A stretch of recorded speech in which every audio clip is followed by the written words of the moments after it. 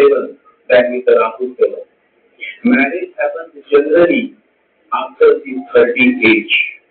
Rahu 7 is the birth itself has been for having the desire of getting into a deep union, which is marriage. Marriage generally takes place without delay. Before the 30s, the person is found to be married. The native with this placement generally lives with a no head and follows either the life partner or some other person's advice. Now, if the life partner turns out to be a good match, then the native's life is all set for many wonderful moments. So, this is a placement that can either make the native's married life a heaven or a hell. There is no middle ground. You are either in hell or you are in heaven. When the Rahu Ketu hovers over your 4th and 7th or 7th and 1st cusp, then your marriage life is either heaven or hell. Yesterday a man asked, does marriage destroy love? The question is wrong. The real question should be, do you destroy love in marriage? And the answer is yes. Because you fail to become a great lover. Understand this. This is a great significance. You are so much in a rush that you meet a woman. The canvas is there. You immediately become a lover. You start painting. And she starts painting on you. Of course, you both prove to be foolish. Painted fools. And sooner or later, you understand what is happening. But you never thought that love is an art. You are not born with the art. It is nothing to do with your to learn it. It is the most subtle art. You are born only with a capacity. But first you have to become a great lover. Only then your love can last. Only then your marriage can last. Only then there is a possibility of celebrating love. Learn to love. Don't be in a hurry for marriage. Learn to love. First, become a great lover. Love means giving unconditional. And what is the requirement? The requirement is that a great lover is always ready to give love. And is not bothered whether it is written or not. It is always written. It is in the very nature of things. It is just as if you go to the mountain and you sing a song and the valleys respond. Have you seen an echo point in the mountain, in the hills? You shout and the valleys shout back. Or you sing and the valleys sing back.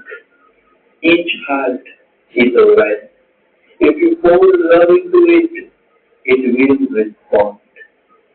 The first lesson of love is not to ask for love, but just to give. Become a giver. And people are doing just the opposite. Even when they give only with the idea that love should come back. It is a bargain. They don't share. They don't share freely. They share with a condition. They go on watching out of the corner of their eye whether it is coming back or not. Very cruel people. They don't know the natural functioning of love. You simply pour, it will come. And if it is not coming, nothing to be worried about it. Because the lover knows that to love is to be happy.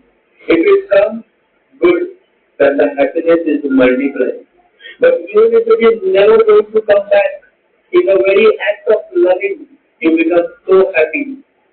Who bothers whether it comes or not? Love is not what is ordinarily understood by the word love. The ordinary love is just a mask. Something else is hiding behind it. The real love is a totally different phenomenon.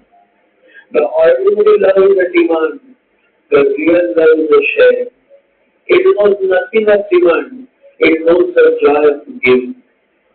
You can love only when you turn inward, when you meditate, when you bring spirituality to your life. Only then can you realize the true meaning of love.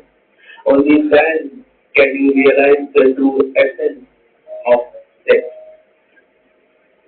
Sex should be accepted as a normal, natural thing in life, just as sleep, as hunger, as everything else. Furthermore, sex can be joined with meditation. And once sex can be joined with meditation, its whole quality changes. Sex without meditation can only reproduce children. Sex with meditation can give you a new birth, can make you a new human being. In ancient India, sex was not a taboo. It was a very natural way of life.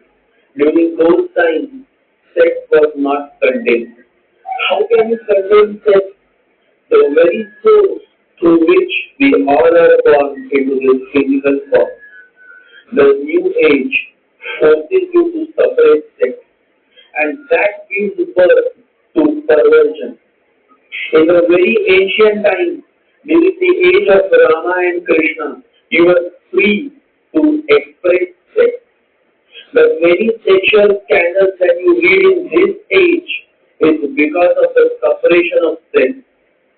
Even sexual education is denied in schools, when in reality it would have helped the young generation in so many ways. If you separate sex, it becomes a sexuality.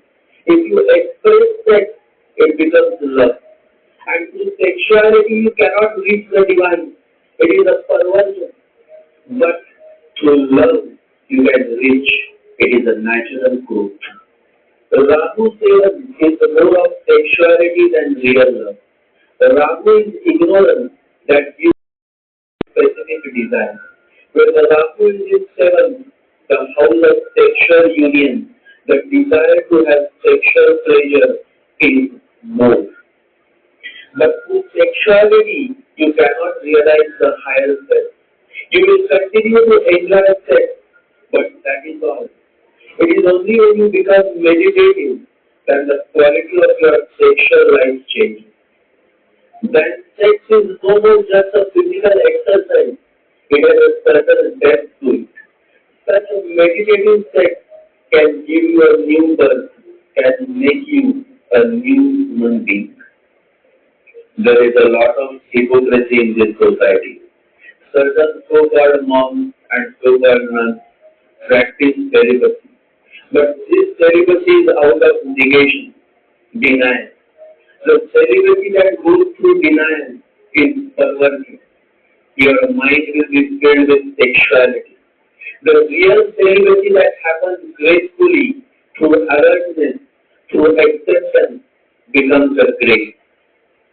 The celibacy that comes through self-realization, understanding the futility of the sex life, such a celibacy has a beauty of its own. And by it goes beyond itself. Then it is love. Then it is a prayer. And the love that was flowing towards the opposite sex starts flowing towards the same love, the same connection. But now it starts flowing towards the you will be very sexual encounters. But if you remain satisfied with just one sexual experiences, then it is no further growth to yourself. If you bring awareness through meditation, then there is a possibility that something comes in your life when you will say, after the year of sex, now let me